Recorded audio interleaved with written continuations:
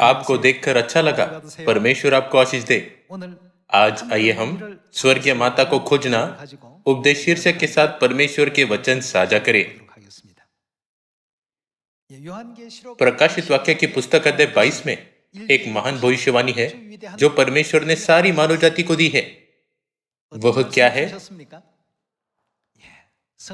आत्मा और दुल्हन को खोजो और उनके पास जाओ।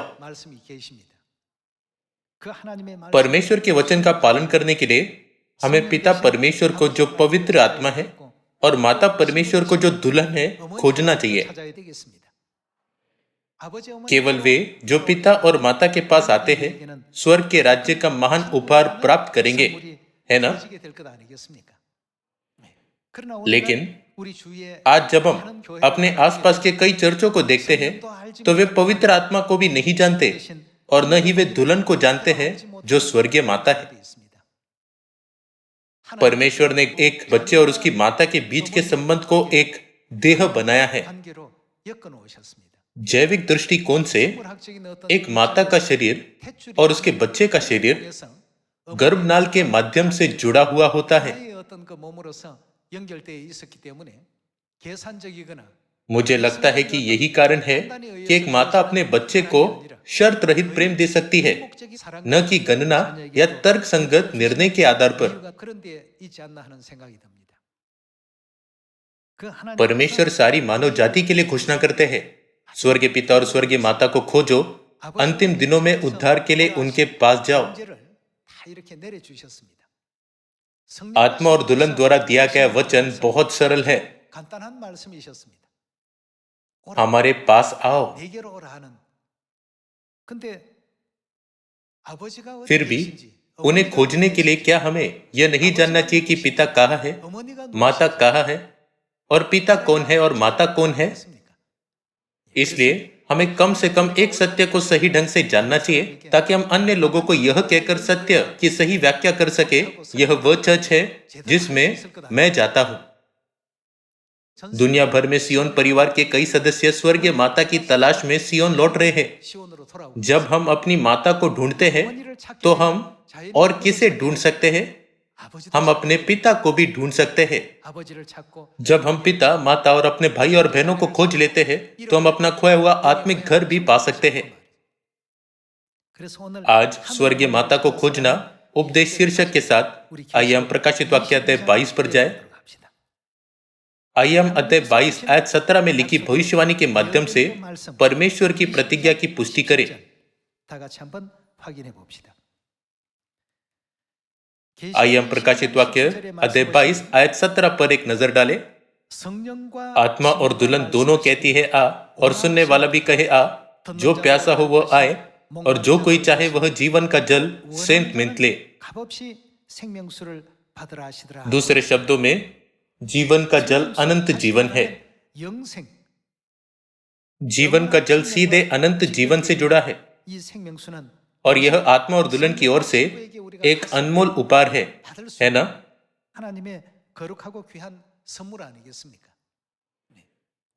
आजकल बहुत से लोग प्रेस्बिटेरियन चर्च या कैथोलिक चर्च जाते हैं। ऐसा इसलिए है क्योंकि वे मानव जाति के खोए हुए आत्मिक घर पिता, माता और स्वर्ग को खोजना चाहते हैं। हालांकि उन्हें इस बात की जानकारी नहीं है। फिर भी अवचेतन रूप से वे पिता, माता और स्वर्ग के राज्य को खोजने के लिए नियत है। परमेश्वर कहते हैं तुम्हें स्वर्गीय पिता और स्वर्गीय माता को खोजना चाहिए। लेकिन चूंकि लोग पिता या माता को नहीं जानते इसलिए वे समुद्र से समुद्र तक मारे मारे फिरेंगे, लेकिन वे जीवन के जल को नहीं पाएंगे, जैसा कि आमोस अध्याय 8 में भविष्यवाणी की गई थी। आइए हम आमोस अध्याय 8 पर जाए। आमोस अध्याय 8 आयत 11 में लिखा है, परमेश्वर यहोवा की यह वाणी है, देखो ऐसे दिन आते हैं जब मैं इस देश में महंगी करूंगा। उसमें न तो अन्न की भूख और न पानी की प्यास होगी, परंतु यह किस तरह की भूख प्यास होगी? यहोवा के वचनों के सुनने ही की भूख प्यास होगी। अब परमेश्वर के वचनों को सुनने की भूख प्यास के कारण पूरी दुनिया मर रही है। आइए हम आयत 12 के साथ जारी रखें। लोग यहोवा के वचन की खोज में समुद्र से समुद्र तक, और वे क्या करेंगे? उत्तर से पूरब तक मारे मारे फिरेंगे। वे ऐसा क्यों करेंगे? परमेश्वर के वचन को खोजने के लिए। परिणाम क्या है? क्या वे इसे खोज पाएंगे? परंतु उसको न पाएंगे।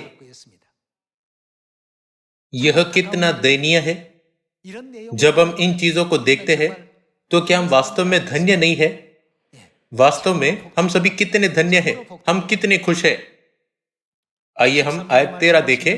उस समय सुंदर कुमारियां और जवान पुरुष दोनों प्यास के मारे मुरझा खाएंगे। यह लिखा है, लोग परमेश्वर के वचन की खोज में समुद्र से समुद्र तक मारे मारे फिरेंगे, परंतु उसको न पाएंगे। इस प्रकार परमेश्वर हमें किसके पास आने के लिए कहते हैं? आत्मा और दुल्हन दोनों कहती है, हमारे पास आओ और हम तुम्हें जीवन का जल देंगे। यदि हम जानते हैं कि स्वर्गीय पिता और स्वर्गीय माता कौन है, तो क्या हम उन्हें नहीं खोज पाएंगे? आइए हम प्रकाशित वाक्य अध्याय 22 में जीवन के जल के बारे में जानें। भले ही संसार के लोग परमेश्वर के वचन यानी जीवन के जल को नहीं खोज पाए, लेकिन क्या परमेश्वर यह नहीं कहते कि वह इसे हमें प्रदान करेंगे? यह लिखा है, यह उन्हें नहीं दिया गया, परंतु परमेश्वर ने आपको यह दिया है। आइए हम प्रकाशित वाक्य अध्याय 22 आयत 1 देखें। अध्याय 22 आयत 1 में यह कहता है, फिर उसने मुझे बिलौर किसी झलकती हुई जीवन के जल की नदी दिखाई, जो परमेश्वर और मेम्ने के सिंहासन से निकलकर उस नगर की सड़क के बीचों बीच बहती थी। नदी के इस पार और उस पार जीवन का वृक्ष था। उसमें 12 प्रकार के फल लगते थे और वह हर महीने फलता था, और उस वृक्ष के पत्तों से जाति जाति के लोग चंगे होते थे। फिर श्राप न होगा, और परमेश्वर और मेम्ने का सिंहासन उस नगर में होगा, और उसके दास उसकी सेवा करेंगे। वे उसका मुंह देखेंगे और उसका नाम उनके माथों पर लिखा हुआ होगा। प्रकाशित वाक्य की पुस्तक अध्याय 22 में प्रेरित यूहन्ना ने देखा कि परमेश्वर ने जीवन के जल की नदी को बहाया। जीवन का जल कहां से निकलेगा? जीवन का जल मेम्ने के सिंहासन से शुरू होकर सड़क के बीच बहता है।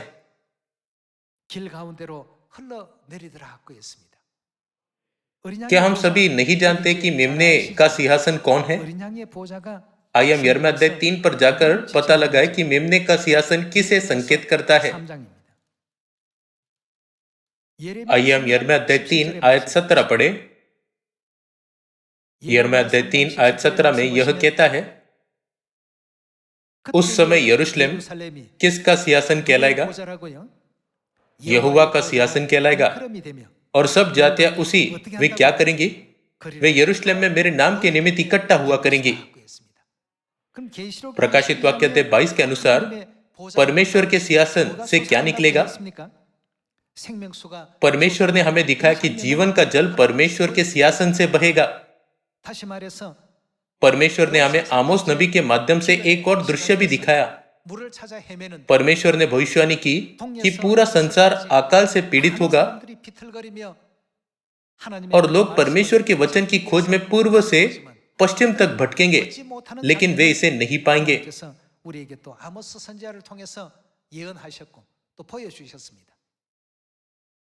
इसलिए जिस जल को हम खोज रहे हैं, उसे प्राप्त करने के लिए हमें अब कहां जाना चाहिए? हमें आत्मा और दुल्हन के पास जाना चाहिए। दूसरे शब्दों में हमें एलोहिम परमेश्वर को खोजना चाहिए। प्रकाशित वाक्य अध्याय 22 के द्वारा परमेश्वर हमें प्रबुद्ध करते हैं कि हम जीवन का जल तभी प्राप्त कर सकते हैं जब हम पिता परमेश्वर और माता परमेश्वर को खोजते हैं। जीवन का जल कहां से आता है? यह लिखा है, वह परमेश्वर के सिंहासन से निकलकर सड़क के बीच बहता है। प्रकाशित वाक्य अध्याय 22 में परमेश्वर ने हमें दिखाया कि जीवन का जल कहां से बहता है और कहां जाता है। तब जीवन के जल का सोता कौन है? यिर्मयाह अध्याय 3 आयत 17 में लिखा है, उस समय यरूशलेम यहोवा का सिंहासन कहलाएगा और सब जातियां उसी यरूशलेम में मेरे नाम के निमित्त इकट्ठा हुआ करेंगी। तब यरूशलेम कौन है? हम इसका उत्तर अच्छी तरह से जानते हैं, लेकिन आइए हम इसकी पुष्टि करें। आइए हम गलातियों अध्याय 4 पर जाए। आइए हम गलातियों की पुस्तक अध्याय 4 आयत 26 पर एक नजर डालें। पर ऊपर की यरूशलेम स्वतंत्र है और यरूशलेम स्वतंत्र है, और वह कौन है? वह हमारी माता है। परमेश्वर कहते हैं, जीवन का जल पाने के लिए आत्मा और दुल्हन के पास आओ। परमेश्वर हमें यह भी बताते हैं कि जीवन के जल का स्रोत यहोवा का सिंहासन है। यिर्मयाह अध्याय 3 के अनुसार यह लिखा है कि यहोवा का सिंहासन यरूशलेम है। तब यरूशलेम किसे संकेत करती है? पर ऊपर की यरूशलेम स्वतंत्र है और वह हमारी माता है। सीधे शब्दों में कहे तो हमें पिता परमेश्वर और माता परमेश्वर के पास जाना चाहिए, जो आत्मा और दुल्हन है। यह उत्पत्ति से प्रकाशित वाक्य तक के अभिलेखों का निष्कर्ष है। सब कुछ एक दूसरे से जुड़ा हुआ है, जो हमें इस निष्कर्ष पर पहुंचाता है। यह तब शुरू हुआ जब पिता परमेश्वर और माता परमेश्वर ने कहा, हम मनुष्य को अपने स्वरूप के अनुसार बनाएं। तब प्रकाशित वाक्य अध्याय 22 में यह निष्कर्ष निकलता है कि परमेश्वर चाहते हैं कि सारी मानव जाति को जीवन का जल मिले, और जीवन का जल केवल उन्हें दिया जाएगा जो पिता परमेश्वर और माता परमेश्वर के पास आते हैं, जिन्होंने मानव जाति को बनाया है। मानव जाति अकाल से पीड़ित है।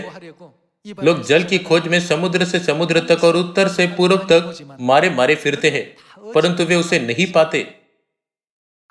लेकिन क्या जीवन के जल का सत्य हमें नहीं दिया गया है?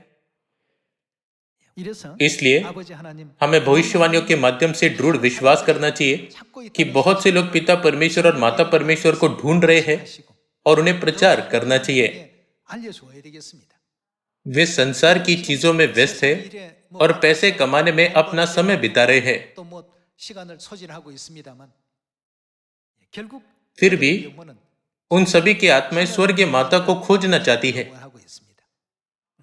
इसी वजह से इस पृथ्वी पर कौन आए हैं? आत्मा और दुल्हन आए हैं। यदि तुम जीवन का जल पाना चाहते हो तो हमारे पास आओ। वे हमें उनके पास आने के लिए कह रहे हैं ताकि हम गलत जगहों पर न भटके। क्योंकि स्वर्ग यरूशलेम माता जीवन के जल का सोता है, तो सारी मानव जाति को किसे खोजना चाहिए? हमें स्वर्गीय माता को खोजना चाहिए और उनके पास आना चाहिए। आइए हम प्रकाशित वाक्य अध्याय 7 पर जाकर एक और भविष्यवाणी देखें। प्रकाशित वाक्य अध्याय 7 आयत 15। इसी कारण वे परमेश्वर के सिंहासन के सामने हैं और उसके मंदिर में दिन रात उसकी सेवा करते हैं, और जो सिंहासन पर बैठा है वह उनके ऊपर अपना तंबू तानेगा। वे फिर भूखे और प्यासे न होंगे। इसका क्या अर्थ है कि वे फिर कभी प्यासे न होंगे? चूंकि उन्होंने जीवन का जल पाया है, इसलिए वे फिर कभी भूखे या प्यासे नहीं होंगे, और न उन पर धूप न कोई तपन पड़ेगी,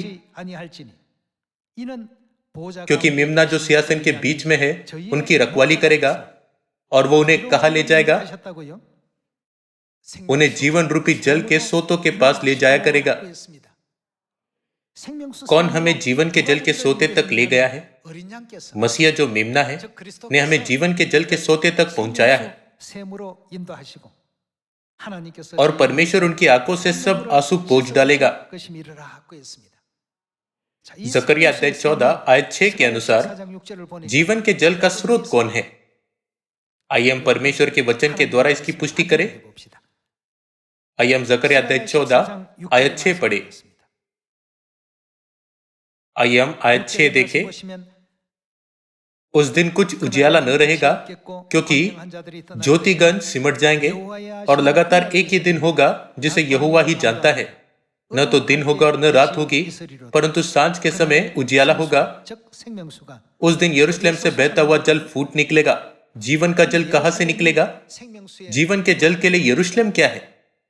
यरूशलेम जीवन के जल का स्रोत है। यरूशलेम से बहता हुआ जल फूट निकलेगा। उसकी एक शाखा पूरब के ताल और दूसरी पश्चिम के समुद्र की ओर बहेगी, और धूप के दिनों में और जाड़े के दिनों में भी बराबर बहती रहेगी। गलातिया अध्याय 4 के अनुसार यरूशलेम कौन है? यरूशलेम हमारी माता है। प्रकाशित वाक्य अध्याय 22 में यह कहता है, जीवन का जल परमेश्वर के सिंहासन से बहेगा। यिर्मयाह अध्याय 3 आयत 17 के अनुसार परमेश्वर का सिंहासन हमारी स्वर्गीय यरूशलेम माता को दर्शाता है। प्रकाशित वाक्य अध्याय 7 के अनुसार मसीह अर्थात मेमना मानव जाति को जीवन के जल के सोते तक ले जाएंगे।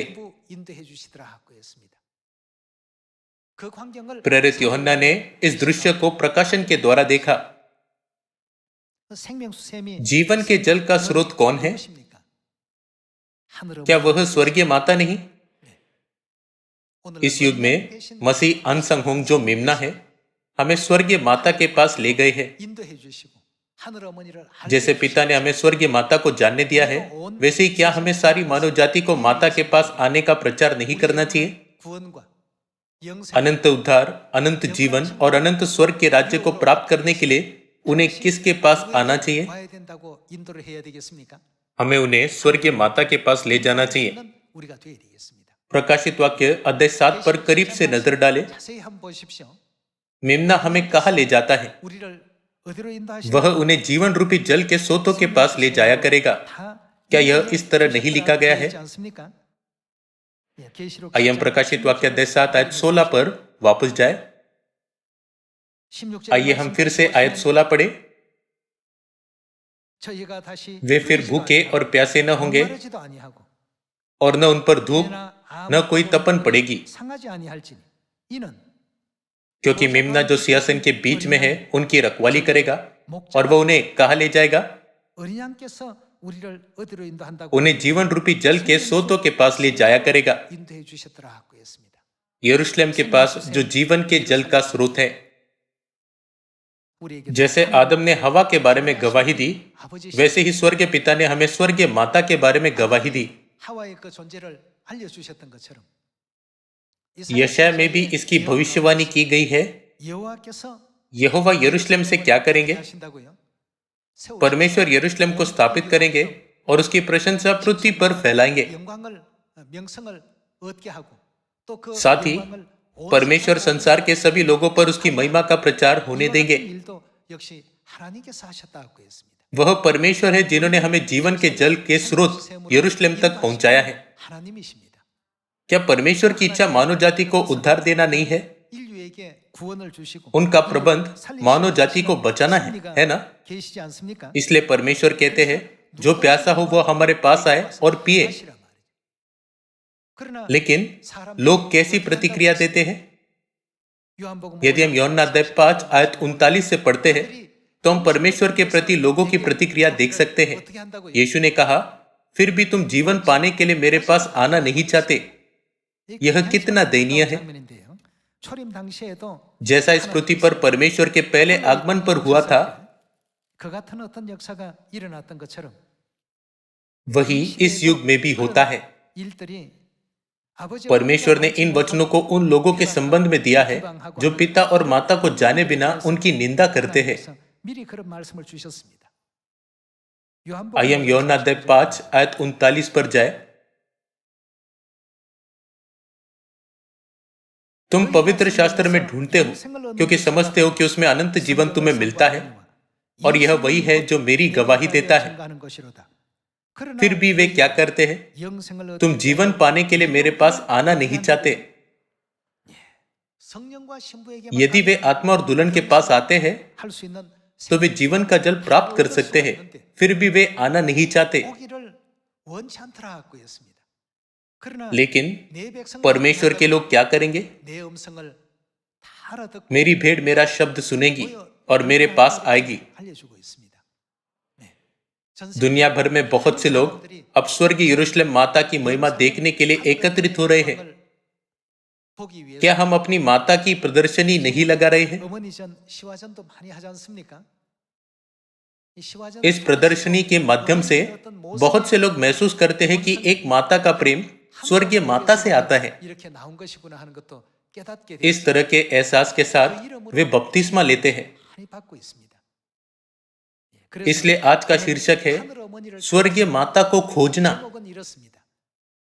बाइबल के माध्यम से हम इस भविष्यवाणी को खोज सकते हैं कि सारी मानव जाति स्वर्गीय माता की खोज में एकत्रित होगी। अभी भी बहुत से दयनीय प्राणी हैं जो इधर उधर भटक रहे हैं क्योंकि उन्हें वे नहीं मिले हैं जो जीवन का जल देते हैं।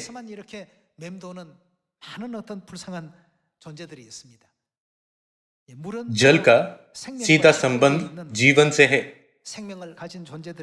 यह हर जीव के लिए बहुत जरूरी है। वह आत्मा और दुल्हन है जो जीवन का जल प्रदान करते हैं। इसके अलावा दुल्हन जीवन के जल का स्रोत है। जब हम इस सत्य को महसूस कर लेते हैं तो जैसे मेमने ने हमें जीवन के जल के सोते तक पहुंचाया, वैसे ही हमें भी सारी मानव जाति को जीवन के जल के सोते स्वर्गीय यरूशलेम माता की बाहों में ले जाना चाहिए। आइए हम उन भविष्यवाणियों को खोजें जो स्वर्गीय माता की महिमा के प्रकट होने पर पूरी होगी। आइए हम यशायाह अध्याय 60 आयत 1 पर जाए। यशायाह अध्याय 60 आयत 1 में यह कहता है, उठ प्रकाशमान हो क्योंकि तेरा प्रकाश आ गया है और यहोवा का तेज तेरे ऊपर उदय हुआ है।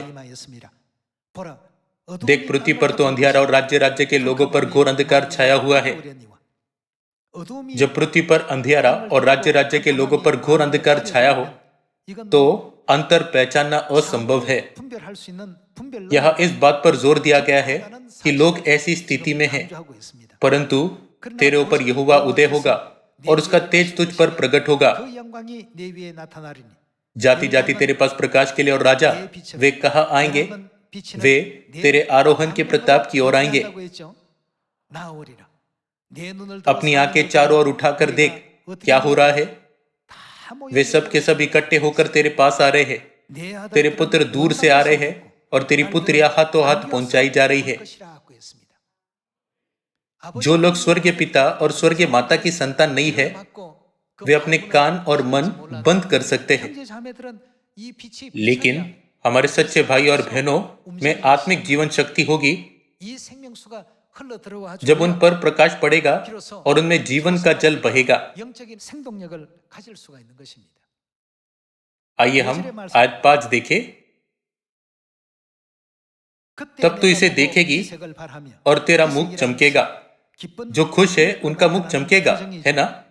आपका मुख चमकेगा। तेरा हृदय थरथराएगा और आनंद से भर जाएगा क्योंकि समुद्र का सारा धन और जाति जाति की धन संपत्ति तुझको मिलेगी। आइए हम आयत 8 पर जाए। ये कौन है जो बादल के समान अपने दरबों की ओर उड़ते हुए कबूतरों के समान चले आते हैं? जब तक यरूशलेम की महिमा नहीं चमकती, यह कार्य कभी नहीं हो सकता।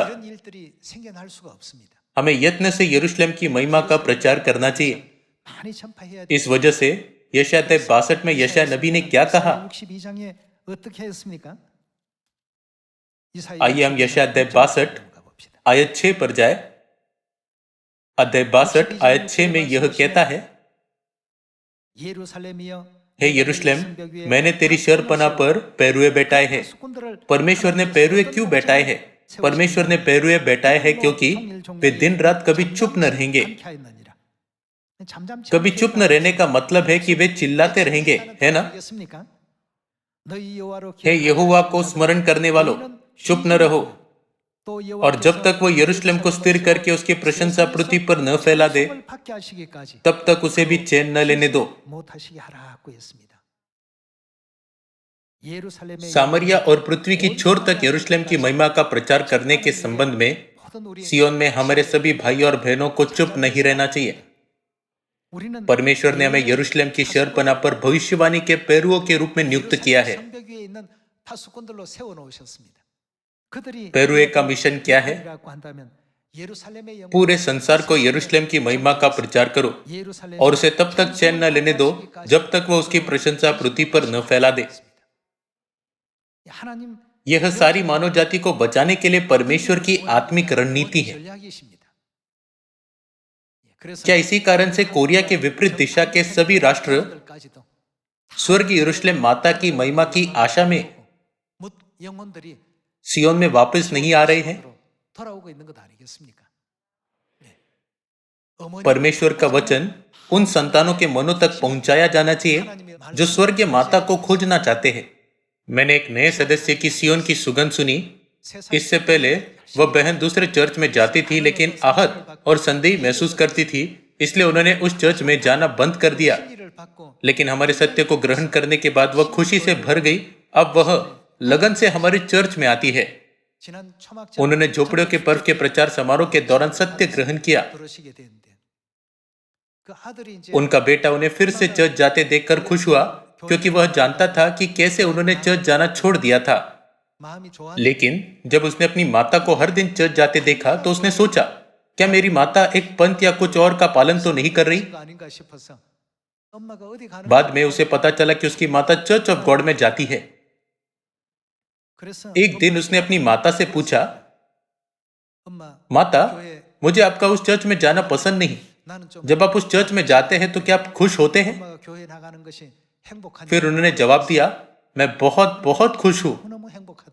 उन्होंने आगे कहा, मैं खुश हूं क्योंकि मैं परमेश्वर से मिली। मैं खुश हूं क्योंकि मुझे सत्य मिल गया है। मैं बहुत खुश हूं क्योंकि मुझे आखिरकार सच्चे परमेश्वर मिल गए हैं जिन्हें मैं खोज रही थी। उस बातचीत के बाद उनके दो बेटे हमारे चर्च में यह देखने आए कि वह किस तरह के चर्च में भाग ले रही है। उन्होंने परिचय वीडियो देखा, सत्य का अध्ययन किया और उन प्रश्नों को पूछा जिनके बारे में वे उत्सुक थे।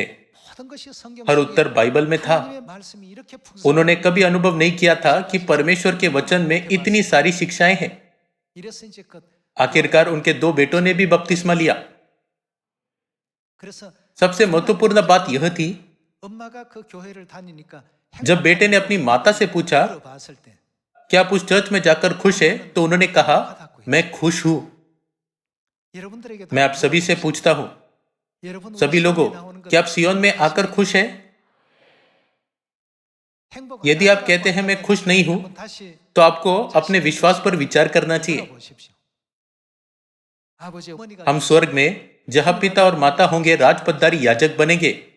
वह दुनिया जहां कोई दर्द या दुख नहीं होगा जल्दी खुल जाएगी। केवल इतना ही नहीं, स्वर्गीय माता जिनकी बाइबल में भविष्यवाणी की गई है हमारे साथ है और हम उनसे बहुत अधिक प्रेम प्राप्त कर रहे हैं।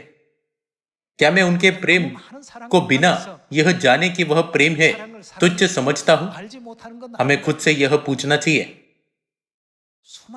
जब सियोन परिवार के सदस्य जो बहुत कठिनाइयों से गुजरे थे सियोन में आए तो उन्होंने कहा, मैं बहुत खुश हूं कि पिता और माता यहां है, और सबसे बढ़कर मैं बहुत आभारी हूं कि स्वर्गीय माता इस चर्च का नेतृत्व कर रही है।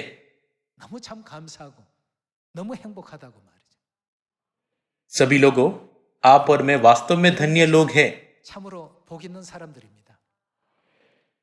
प्रेरित यूहन्ना ने प्रकाशन में केवल यरूशलेम शहर को एक दृष्टांत के रूप में देखा, लेकिन हम स्वर्गीय माता से मिल सकते हैं और उनकी आशीषों की प्रार्थना सुन सकते हैं। हमें याद रखना चाहिए कि दुनिया के सभी सियोन उनकी आशीषों के अंदर संचालित होते हैं और हमेशा उनके साथ चल रहे हैं। वास्तव में हम दुनिया के किसी अन्य व्यक्ति की तुलना में अधिक खुशहाल और धन्य जीवन जी रहे हैं। आइए हम खुशी की इस बाढ़ से अलग न हो, बल्कि अनंत स्वर्ग के राज्य में जाए, ताकि हम स्वर्गीय विरासत का पूरी तरह से आनंद उठा सके जो पिता और माता हमें देंगे।